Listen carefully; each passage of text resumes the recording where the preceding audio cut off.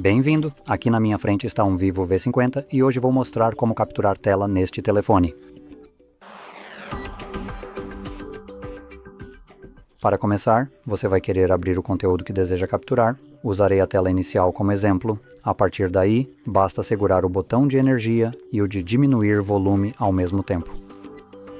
Você verá um brilho na tela junto com um pop-up que permite capturar uma captura de tela rolável e compartilhar, e após alguns instantes, isso desaparecerá. Assim que esse pop-up desaparecer completamente, você poderá encontrar sua captura de tela no aplicativo de fotos, especificamente em Biblioteca, na seção de capturas de tela, e você pode visualizá-las convenientemente bem aqui.